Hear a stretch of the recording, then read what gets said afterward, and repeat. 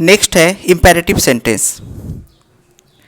Imperative sentence to express order, advice, request. तो imperative sentence order, advice, request का expression करते हैं, meaning देते हैं।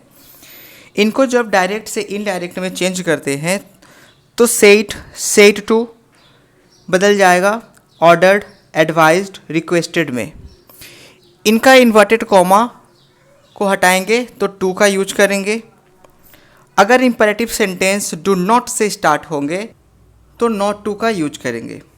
Change other things according to general rules. यहाँ इम्पेरेटिव सेंटेंस के कुछ एग्जांपल्स दिए हुए हैं जिनको हम लोग डायरेक्ट नरेशन से इनडायरेक्ट नरेशन में चेंज करेंगे। I said to him open the door. तो यहाँ पे ऑर्डर का सेंस है, तो यहाँ पे क्या करेंगे, सेड टू के जगह पे ऑर्डर लिखेंगे तो हो जाएगा आई ordered him, comma inverted comma को रिमूव करेंगे तो टू का यूज होगा। और इम्पेरेटिव सेंटेंस यहाँ पे जो है ओपन द डोर, इसको एज इट इज़ यहाँ पर लिख देंगे। Next sentence, doctor said to him take rest for a few days. तो डॉक्टर ने क्या किया, एडवाइस दिए, ठीक है, तो वो क्या हो जाएगा, तो doctor advised him, comma inverted comma हटेगा to, take rest for a few days, इसका क्या हो जाएगा, तो take rest for a few days इसी तरह आ जाएगा। Next, my friend said to me please help me. Said to है तो ऑर्डर, एडवाइस या रिक्वेस्ट में चेंज होगा, बट यहाँ पे प्लीज़ लगा हुआ है तो इससे क्या पता चल रहा है कि रिक्वेस्टेड का सेंस है। तो my friend requested me to help him. अब यहाँ पे हिम कैसे आया, तो मी यहाँ पे फर्स्ट पर्सन है, माई फ्रेंड के अकॉर्डिंग चेंज होगा, इसलिए यहाँ पे हिम आया। The teacher said to the students do as I say. तो the teacher advised the students to do as he said. I यहाँ पे क्या है, फर्स्ट पर्सन है, किसके अकॉर्डिंग चेंज होगा, तो टीचर के अकॉर्डिंग, और टीचर के अकॉर्डिंग यहाँ पे चेंज होगा तो इसके लिए प्रोनाउन यूज करेंगे ही। क्लियर है।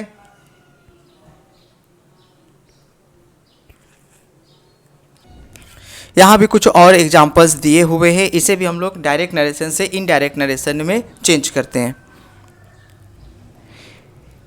He said to me, don't swim in this river. तो he ordered me, अब डोंट से स्टार्ट हुआ है तो क्या करेंगे, नॉट टू का यूज करेंगे, तो not to. Swim in this river का हो जाएगा स्विम इन दिस, का क्या होता है, डायरेक्ट से जब इनडायरेक्ट में चेंज करते हैं तो डैट हो जाएगा, रिवर का रिवर होगा। Next, I said to him don't sit here. तो I ordered him not to sit, here का देयर में चेंज हो जाएगा। Next, the old man said to them don't run on the road.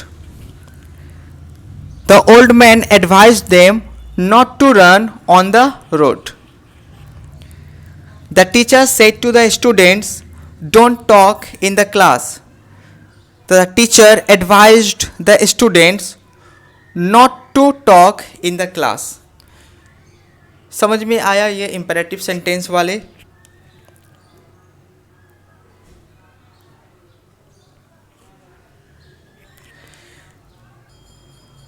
इस slide में imperative sentence के कुछ ऐसे सेंटेंस को देखेंगे जिनका मीनिंग प्रोहिबिट, प्रिवेंट या फॉरबिट आता है।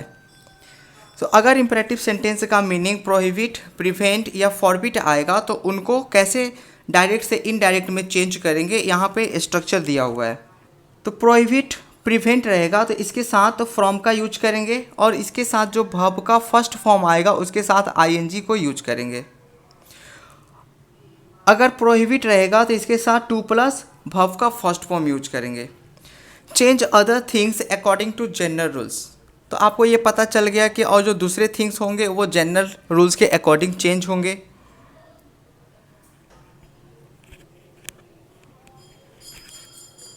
यहाँ कुछ एग्जाम्पल्स हैं, इनको चेक करते हैं। The teacher said to the students do not talk in the class. अभी जस्ट पहले पिछले स्लाइड से हम लोग क्या करके गए, डू नॉट वाले करके गए। तो जो पहले सीखे हैं इसको एक करके देखते हैं कि यहाँ पे क्या है। तो the teacher asked the students not to talk in the class किए थे। अब अगर इनको हम लोग प्रोहिबिटेड या प्रिवेंटेड या फॉरबिड से करेंगे तो इनका इनडायरेक्ट कैसे बनेगा? तो द टीचर प्रोहिबिटेड या प्रिवेंटेड यहाँ पे यूज करेंगे। किसे मना किया जा रहा है? तो द स्टूडेंट्स को। फ्रॉम वर्ब यहाँ पे जो है टॉक, इसके साथ आईएनजी का यूज करेंगे, talking in the class. Next अगर फॉरबिड से बनाएं तो इनका क्या कैसे इनडायरेक्ट चेंज होगा? तो the teacher forbid the students to talk in the class. समझ में आया? अब ये हो क्यों रहे हैं? तो ये जो वर्ड हैं प्रोहिबिटेड, प्रिवेंटेड और फॉरबिड, ये नेगेटिव मीनिंग कैरी करने वाले वर्ड हैं, इसीलिए इनके साथ हम लोग आगे नॉट टू का यूज नहीं कर रहे हैं। क्लियर? समझ में आया क्यों ऐसा हो रहा है, इनका स्ट्रक्चर क्यों चेंज हुआ?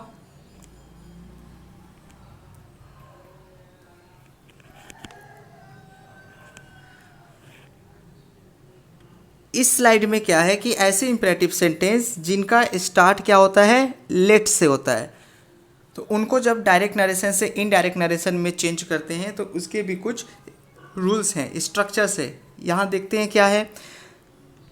सेड, सेड टू, प्रपोज्ड और सजेस्टेड में चेंज होगा। जब ये प्रपोज्ड और सजेस्टेड का यूज करेंगे तो इनके साथ टू का भी यूज करेंगे। इन्वर्टेड कॉमा चेंज होगा डैट में। लेट्स को चेंज करेंगे we, they plus should plus V1 में। Change other things according to general rules.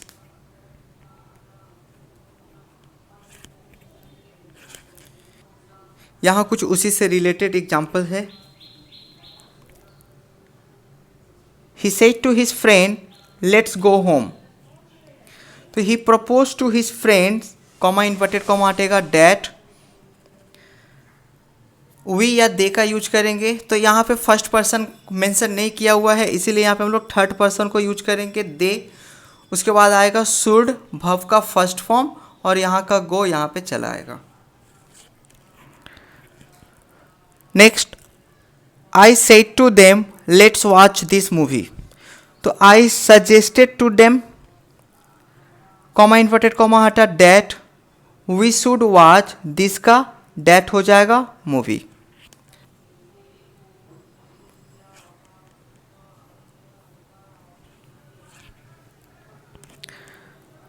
Next sentence है ऑप्टेटिव सेंटेंस। तो सबसे पहले ऑप्टेटिव सेंटेंस होते क्या हैं जानते हैं। तो टू एक्सप्रेस, विश, ब्लेस, कर्स। तो ऑप्टेटिव सेंटेंस हमें मीनिंग क्या देते हैं? विश, ब्लेस और कर्स के मीनिंग देते हैं। इनका जब डायरेक्ट से इनडायरेक्ट में चेंज करते हैं तो क्या होगा? तो यहाँ पे स्ट्रक्चर दिया हुआ है। सेड, सेड टू होगा तो विज्ड, ब्लेस्ड, प्रेड, कर्स्ड में चेंज होगा। इन्वर्टेड कॉमा चेंज हो जाएगा डैट में। ऑप्टेटिव सेंटेंस असर्टिव सेंटेंस में चेंज होंगे। ऑप्टेटिव सेंटेंस के स्ट्रक्चर क्या होंगे? तो मे प्लस सब्जेक्ट प्लस भव का फर्स्ट फॉर्म। इनको जब असर्टिव में चेंज करेंगे तो पहले आएगा सब्जेक्ट, मे का माइट हो जाएगा और भव का फर्स्ट फॉर्म ही यूज करेंगे। Change other things according to the general rules.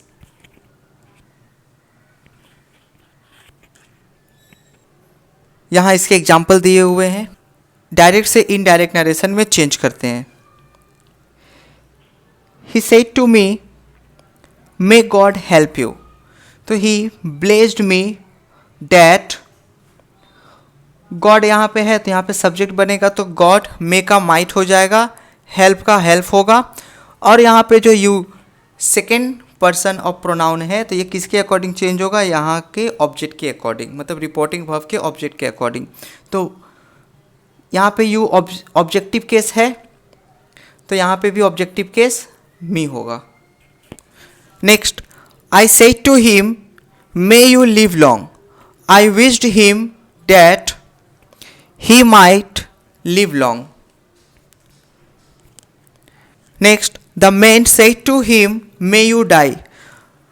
May you die से हमको मीनिंग क्या पता चल रहा है कि यहाँ पे किसी को कर्ज किया जा रहा है, तो इसका होगा the man cursed him that he might die. Next, we said God save the king. तो यहाँ पे सेव द किंग का बात हो रहा है, मतलब प्रे किया जा रहा है। तो we prayed that God might save the king.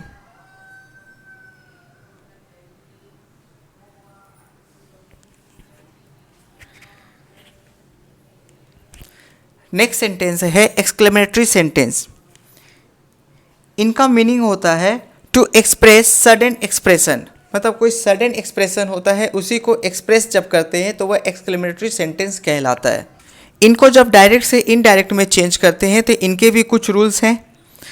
Said to change होगा exclaim with joy, surprise, applause. Exclaim with sorrow, regret, grief. Inverted comma change होगा डैट में। एक्सक्लेमेटरी सेंटेंस को असर्टिव सेंटेंस में चेंज कर देंगे। Change other things according to general rules.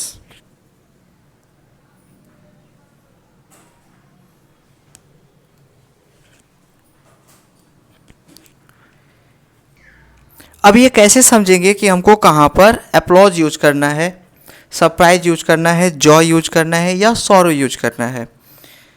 तो जब reported speech में ब्रावो, वेल डन रहेगा तो इसके लिए हम लोग एप्लॉज यूज करेंगे। वाओ, ओके, माय गॉड रहेगा तो इसके लिए सरप्राइज का यूज करेंगे।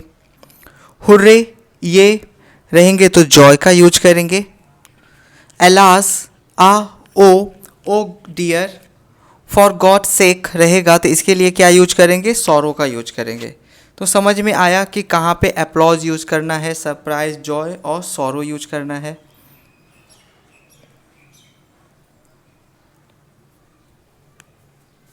अब उससे रिलेटेड यहाँ पे कुछ सेंटेंस दिए हुए हैं जिनको हम लोग डायरेक्ट से इनडायरेक्ट नरेशन में चेंज करते हैं। He said to me bravo, we have on the match. अब ब्रावो आया तो एप्लॉज यूज करेंगे तो क्या हो जाएगा, he exclaimed with applause, comma inverted comma हटेगा तो डैट का यूज करेंगे।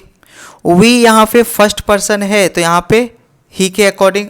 अब वी यहाँ पे प्लूरल डेन्यूट करने वाले वर्ड है और रिपोर्टिंग वर्ब का जो सब्जेक्ट है वो सिंगुलर है तो यहाँ पे दे का यूज करेंगे। टेंस चेंज होगा क्योंकि यहाँ पे सेड टू दिया हुआ है, पास्ट टेंस है तो प्रेजेंट परफेक्ट पास्ट परफेक्ट में चेंज होगा तो had on the match. Next, she said hurray, I won the first prize. तो she exclaimed with joy that she had on the first prize. Next, the man said alas I lost all my money. तो alas का use किस लिए हुआ है, sorrow के लिए हुआ है। तो the man exclaimed with sorrow that he had lost all his money. समझ में आया।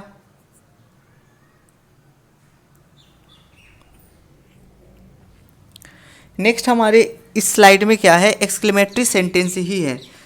तो इनका कुछ स्ट्रक्चर होता है, अगर ये स्ट्रक्चर यहाँ पे दिया रहेगा तो इसको कैसे चेंज करेंगे। तो व्हाट के साथ आर्टिकल ए एन रहेगा और उसके बाद अगर नाउन होगा तो इनको चेंज कैसे करेंगे। तो subject plus verb plus adjective plus noun, तो इस फॉर्म में चेंज करेंगे। जैसे यहाँ पे एग्जांपल है व्हाट अ प्लेस, तो इसका क्या हो जाएगा, it is a nice a great place. तो नाइस और ग्रेट दोनों में से किसी एक का यूज करेंगे। व्हाट अ ब्रेव बॉय, इसका होगा he is a very brave boy. अगर एक्सक्लेमेटरी सेंटेंस हाउ से होगा और उसके बाद एडजेक्टिव रहेगा तो इसको कैसे चेंज करेंगे। तो subject plus verb plus very plus adjective. How nice, इसका चेंज होगा it is very nice. How hot it is, इसका होगा इट इज़ वेरी हॉट।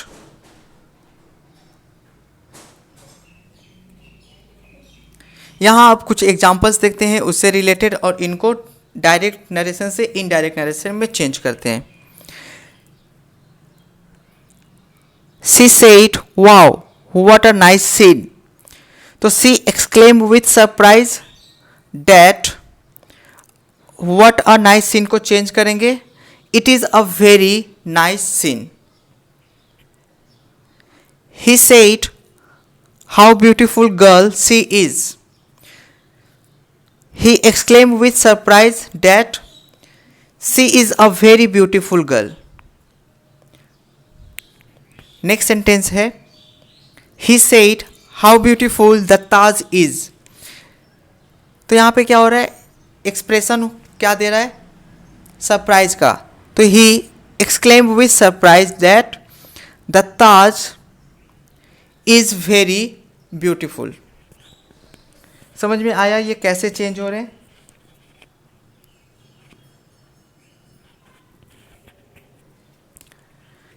इस स्लाइड में देखेंगे कि कुछ ऐसे केसेस हैं जहां पे टेंस अनचेंज्ड होते हैं. तो cases when tense remain unchanged. If the reported speech is a universal fact. अगर रिपोर्टेड स्पीच मतलब इन्वर्टेड कॉमा के अंदर का स्टेटमेंट यूनिवर्सल फैक्ट होगा तो उसका टेंस चेंज नहीं होगा. For example, he said to me the sun rises in the east. The sun rises in the east ये क्या है, यूनिवर्सल फैक्ट है. तो अब क्या होगा कि यहाँ पे टेंस को चेंज नहीं करेंगे. तो ये हो जाएगा he told me that the sun rises in the east. इसको एज इट इज ही लिखेंगे. Next, the teacher said to us plants prepare their own food. तो फैक्ट है, यूनिवर्सल ट्रूथ है.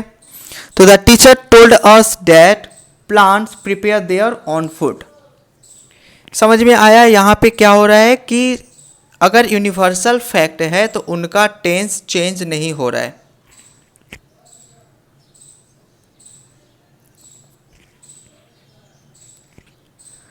और टेंस कब चेंज नहीं होगा, तो if the reported speech is a proverb. अगर रिपोर्टेड स्पीच क्या होगा, एक प्रोवर्ब होगा, कहावत होगा, तो वहां भी टेंस चेंज नहीं होगा. The teacher said to me diamond cuts diamond. Diamond cuts diamond का मीनिंग क्या है कि ये एक कहावत है कि हीरा हीरे को काटता है. तो यहाँ पे क्या होगा, टेंस चेंज नहीं होगा. तो the teacher told me that diamond cuts diamond. The old man said to us honesty is the best policy. ये क्या है, एक प्रोवर्ब है, कहावत है. तो the old man told us that honesty is the best policy. इसका indirect ये वाला होगा. क्लियर, समझ में आया.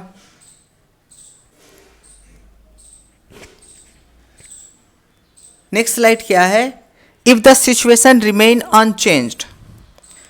अब यहाँ पे क्या है कि अगर कोई ऐसा सिचुएशन है जो वो अनचेंज्ड है, मतलब स्पीकर कुछ ऐसा स्टेटमेंट बोला है, जिस टाइम बोला था वो एज वैसा ही था और अभी भी वैसा ही है, तो सिचुएशन रिमेन अनचेंज्ड रहेगा. तो वहाँ भी टेंस को चेंज नहीं करेंगे.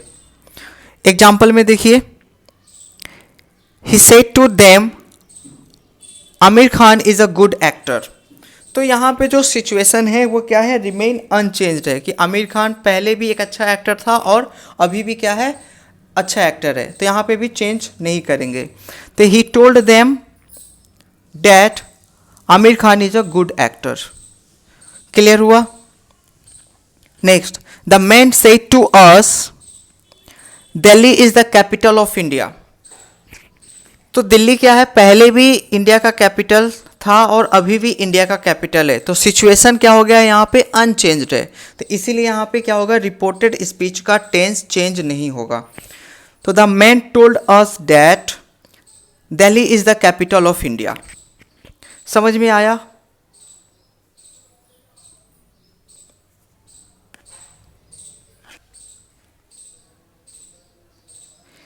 If unreal fact is in the reported speech. अगर रिपोर्टेड स्पीच में अनरियल फैक्ट का बात होगा तो वहां भी टेंस चेंज नहीं होगा. Example, he said to them if I were a bird I would fly in the sky. अब अनरियल फैक्ट क्या है कि कुछ ऐसे एजप्शन या इमेजिनेशन का बात होता है जहाँ पे रियलिटी में ऐसा नहीं होता, लेकिन हम सोचते हैं कि अगर मैं ऐसा होता तो मैं ये करता. तो यहाँ भी सेम उसी तरह का सेंस आ रहा है. तो यहाँ जब इस तरह का सेंस आएगा तो यहाँ भी टेंस चेंज नहीं करेंगे. तो he told them that if he were a bird, अब यहाँ पे ही आया है, किसके लिए आया है, आई, और आई फर्स्ट पर्सन है तो यहाँ के ही के अकॉर्डिंग सब्जेक्टिव केस आएगा। तो he were a bird he would fly in the sky. इतना तक समझ में आया। नेक्स्ट सेंटेंस देखते हैं। The man said if I were a millionaire I would help the needy. तो आदमी क्या सोच रहा है या क्या कह रहा है कि अगर वो मिलीनियर होता तो वो क्या करता, नीडी मतलब जो ज़रूरतमंद है उनको क्या करता, मदद करता। तो वो सोच रहा है बट वो रियलिटी में नहीं है। तो इसका हो जाएगा the man told that if he were a millionaire he would help the needy. Clear, समझ में आया।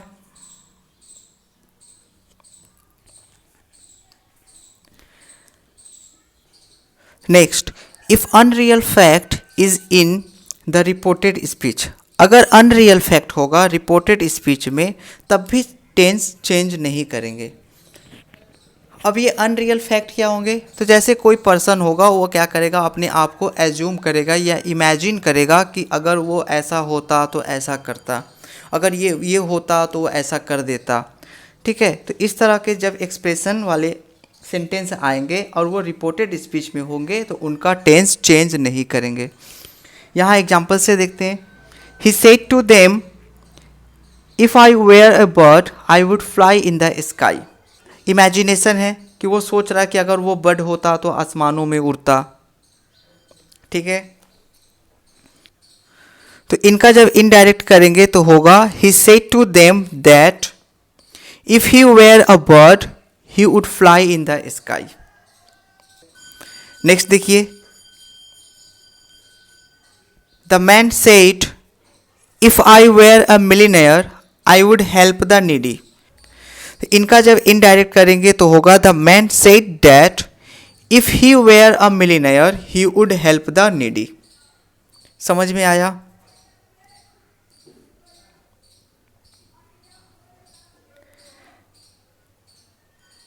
इस स्लाइड में कुछ ऐसे मिसलेनियस सेंटेंस का डायरेक्ट नरेशन से इनडायरेक्ट में चेंज करेंगे जिसमें रिपोर्टेड स्पीच में good morning, good night, good evening जैसे एक्सप्रेशन वर्ड्स दिए रहेंगे और इनसे विश्ड का सेंस आता है। एग्जाम्पल से यहाँ पे देखते हैं। तो he said to the teacher good morning I am present. तो he wished the teacher good morning and said that he was present. Next देखते हैं। he said to me good morning I am happy to see you। तो he wished me, क्या wished किया, तो good morning, और आगे उसने क्या कहा, तो and said that he was happy to see me।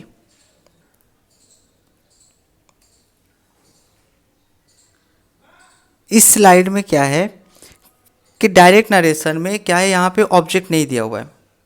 अब ये ऑब्जेक्ट नहीं दिया हुआ है तो अगर हमारा रिपोर्टेड स्पीच के अंदर सेकेंड पर्सन आएगा तो उसको चेंज कैसे करेंगे। तो यहाँ पे क्या होता है कि डायरेक्ट स्पीच में जो ऑब्जेक्ट होता है उसे इन्वर्टेड कॉमा के अंदर उसको एड्रेस करके कहा जाता है और उसी को हम लोग इनडायरेक्ट नरेशन में ऑब्जेक्ट बना देते हैं। एग्जाम्पल से देखते हैं। तो he said comma inverted comma Karan you are speaking the truth. तो यहाँ पे जो करण है इसी क्या किया गया है, एड्रेस किया गया है, और ये जो एड्रेस किया गया है ये यहाँ का ऑब्जेक्ट है रिपोर्टिंग वर्ब का। तो इनका जब इनडायरेक्ट करेंगे तो होगा he told Karan that he was speaking the truth. समझ में आया। Next sentence, he said Rahul you are foolish. अब यहाँ भी ऑब्जेक्ट नहीं है। जब यहाँ ऑब्जेक्ट नहीं है और यहाँ पे क्या किया गया है, ऑब्जेक्ट को इन्वर्टेड कॉमा के अंदर यूज किया गया है एज ए एड्रेस। तो इनका जब इनडायरेक्ट होगा तो he told Rahul that he was foolish.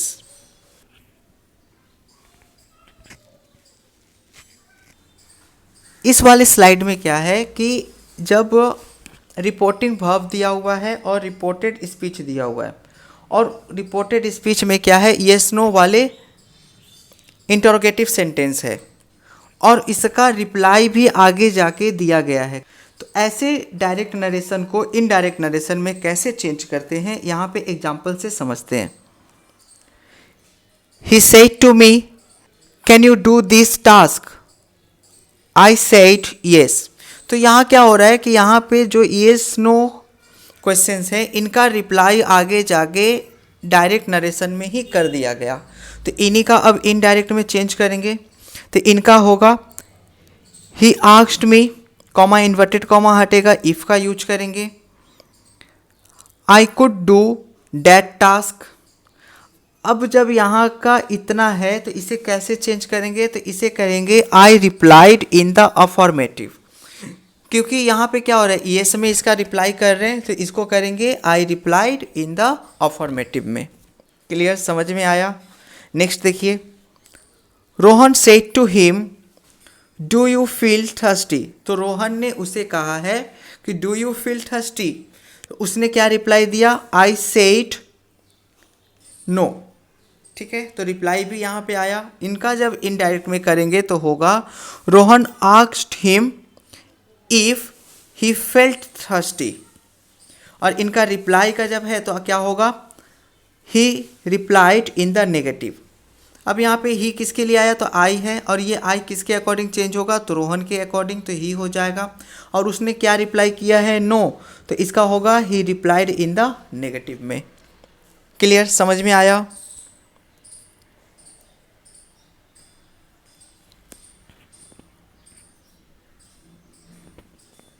Next slide में हमारा क्या है, तो इसको क्वेश्चन से समझते हैं। Karan said to me, madam give me my report card please.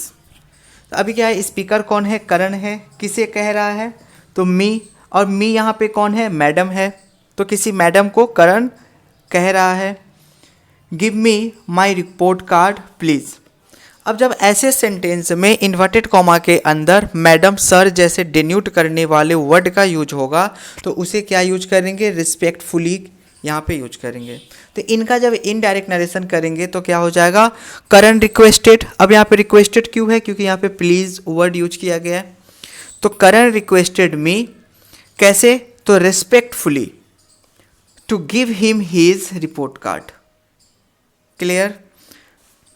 Next देखिए, the student said to the teacher sir kindly help me. तो इसका होगा the student requested the teacher respectfully to help him. Sir और madam है तो इसको जब remove करेंगे तो रिस्पेक्टफुली का यूज करेंगे। क्लियर।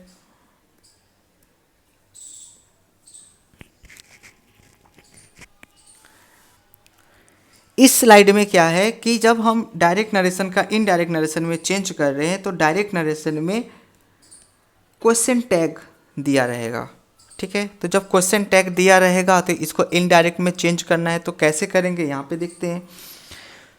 तो he said to me you are busy aren't you. तो इनका क्या हो जाएगा, ही आस्क्ड। अब यहाँ पे आस्क्ड क्यों यूज कर रहे हैं, क्योंकि यहाँ पे क्वेश्चन टैग है। अब क्वेश्चन टैग में होता क्या है कि क्वेश्चन ही करते हैं, तो जब क्वेश्चन करते हैं तो आस्क्ड का यूज करेंगे। तो ही आस्क्ड मी, उसके बाद आएगा इफ, और यू आर बिजी का हो जाएगा I was busy. Next sentence देखिए, she said to me he buys a pen doesn't he. Same यहाँ पे भी क्वेश्चन टैग है तो मतलब क्वेश्चन ही किया जा रहा है, तो इसका होगा he asked me if he bought a pen. I hope आप लोग को यहाँ तक समझ में आया होगा पूरा नरेशन। तो यहाँ आपका नरेशन कंप्लीट होता है। अगर आपको इसका पीडीएफ चाहिए तो डिस्क्रिप्शन में टेलीग्राम का लिंक दिया हुआ है, आप वहाँ से पीडीएफ इसका डाउनलोड कर सकते हैं। Thanks for watching.